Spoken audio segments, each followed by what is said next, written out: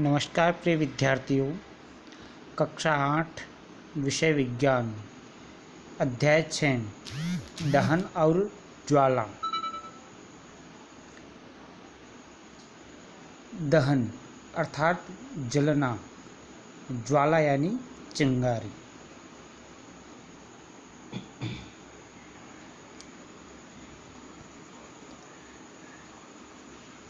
जैसा कि हम जानते हैं, हम घर पर, उद्योगों में और वाहनों को चलाने के लिए विभिन्न प्रकार के ईंधनों का उपयोग विविध प्रयोजनों के लिए करते हैं। क्या आपने घरों में प्रयुक्त होने वाले ईंधनों के नाम बता सकते हैं? हम हमारे घरों में काम लेने वाले ईंधनों की सूची इस प्रकार से बना सकते हैं: गोबर, लकड़ी, कोयला, काष्ठ कोयला, पेट्रोल, डीजल, संपीड़ित प्राकृतिक गैस यानी कि CNG।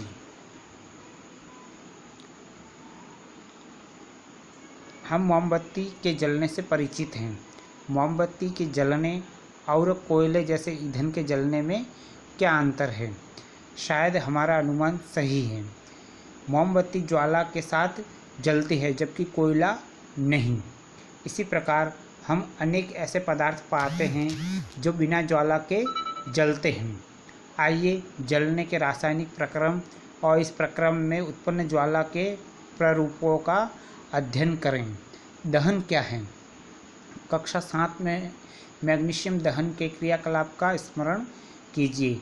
हमने देखा था कि मैग्नीशियम जलकर मैग्नीशियम ऑक्साइड बनाता है और ऊष्मा तथा प्रकाश उत्पन्न करता है, जैसा कि चित्र 6.1 में दिखाया गया है।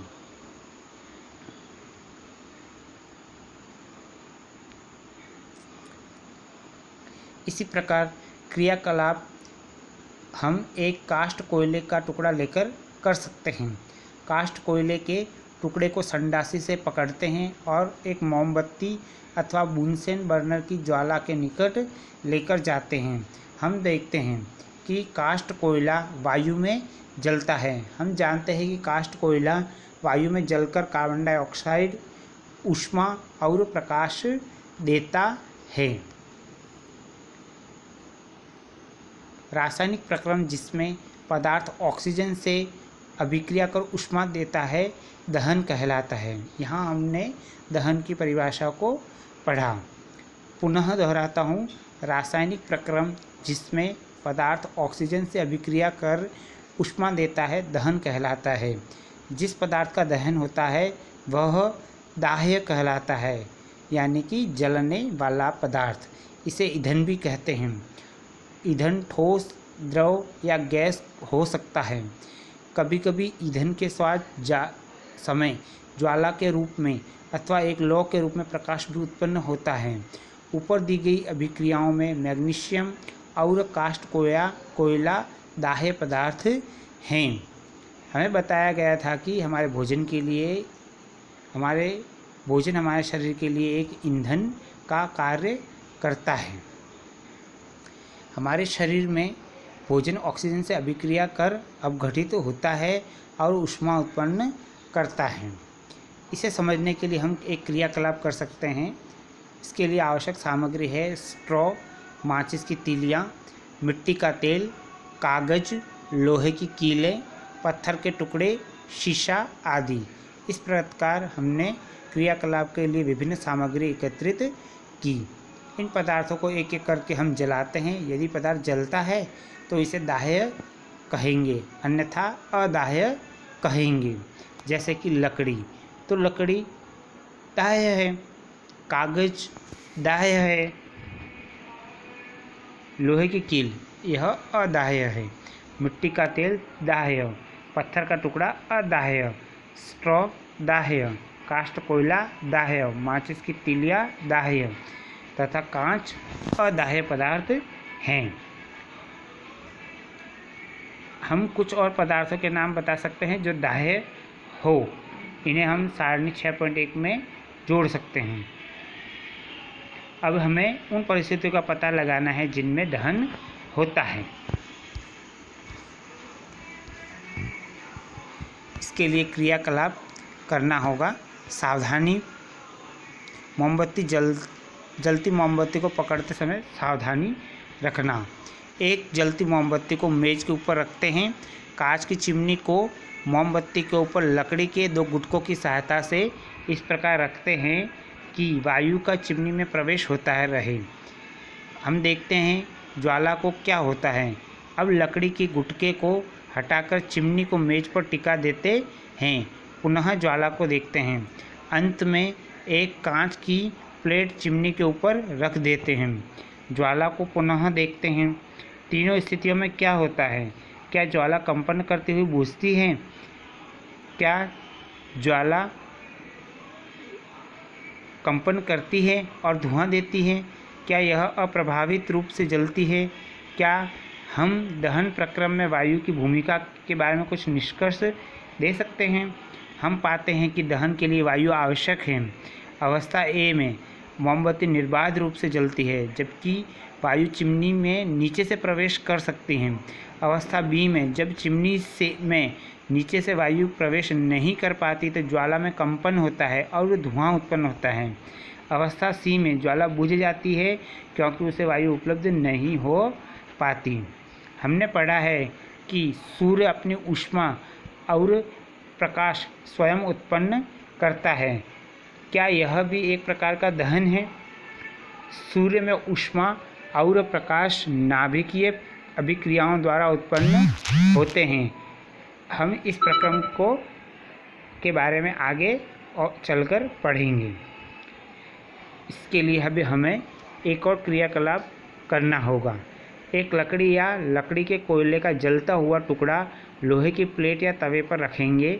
इसे एक कांच के जार अथवा पारदर्शक प्लास्टिक जार से ढक देंगे। देखते हैं क्या होता है। क्या कुछ समय बाद लकड़ी का कोयला जलना बंद हो जाता है?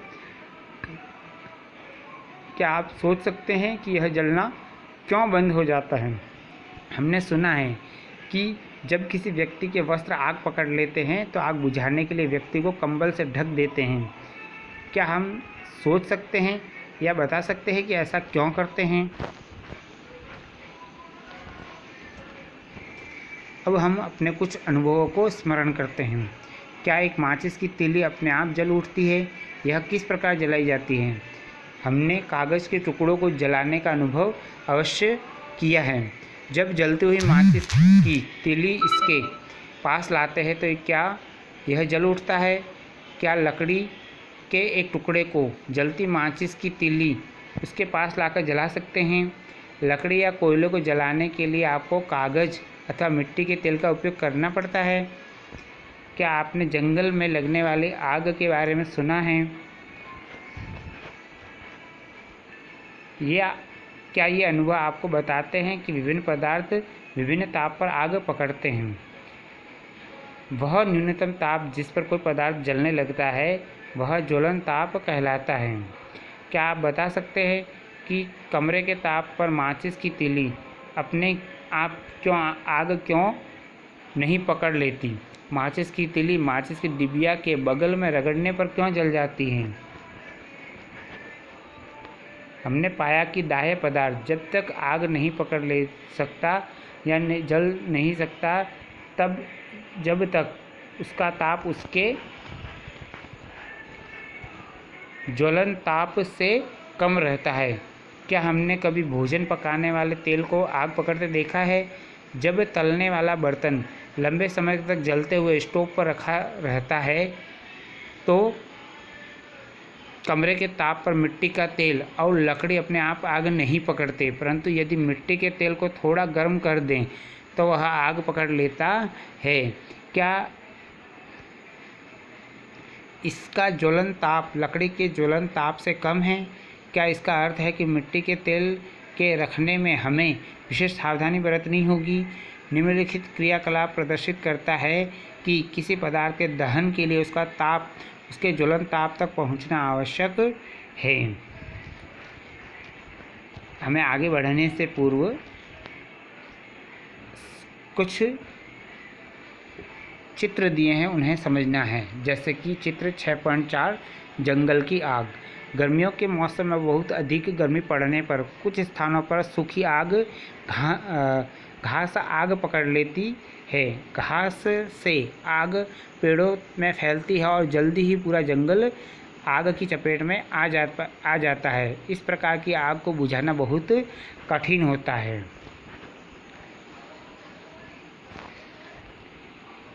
माचिस का इतिहास बहुत पुराना है। 5000 से अधिक वर्ष पूर्व प्राचीन मिस्र में गंधक में डुबोए गए चीड़ की लकड़ी के छोटे टुकड़े माचिस की तरह उपयोग किए जाते थे। आधुनिक निरापद समाज का विकास लगभग 200 वर्ष पूर्व हुआ। एंटीमनी ट्राइसल्फाइड, पोटेशियम क्लोराइड, श्वेत फास्फोरस का मिश्रण कुछ गोंद एवं और स्टार्च के साथ मिलाकर उचित लकड़ी से बनी माचिस की तीली के सिरे पर लगाया जाता था। जब इसे किसी खुरदरी सतह से रगड़ा जाता था तो घर्षण की ऊष्मा के कारण श्वेत फास्फोरस प्रज्वलित हो उठता था। इससे माचिस की तीली का दहन प्रारंभ हो जाता था। परंतु श्वेत फास्फोरस माचिस उद्योग में काम करने वालों और माचिस का उपयोग करने वालों दोनों के लिए खतरनाक सिद्ध हुआ। आजकल निरापद माचिस के सिरे पर केवल एंटीमनी ट्राइसल्फाइड, पोटेशियम क्लोराइड लगा रहता है। रगड़ने वाली सतह पर चूर्णी, कांच और थोड़ा सा लाल फास्फोरस लगाते हैं जो कम खतरनाक होता है। जब माचिस की तीली को खुरदरी सतह पर रगड़ा जाता है तो कुछ लाल फास्फोरस श्वेत फास्फोरस में परिवर्तित हो जाता है। यह तुरंत माचिस की तीली के सिरे पर लगे पोटेशियम क्लोराइड से अभिक्रिया कर पर्याप्त ऊष्मा उत्पन्न कर देता है, जिससे एंटीमनी ट्राइसल्फाइड का दहन प्रारंभ हो जाता है।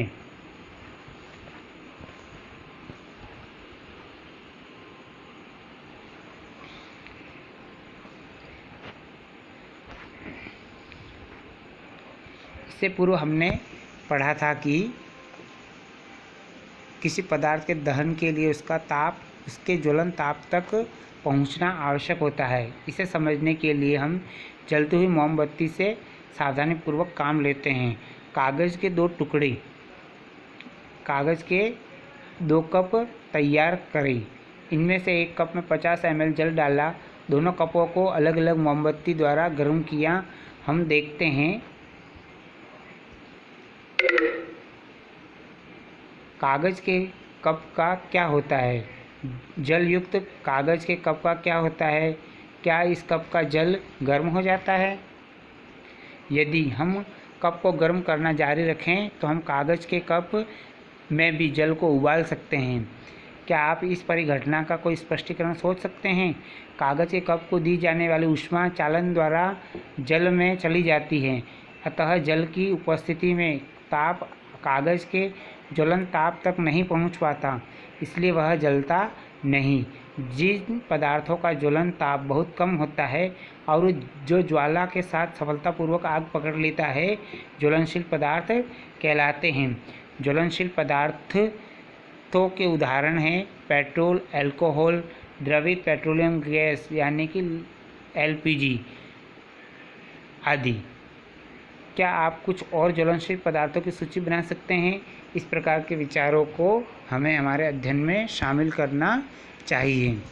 आज का इस वीडियो को हम यहीं समाप्त करते हैं। अध्याय के शेष भाग को हम अगले वीडियो में समझेंगे। धन्यवाद।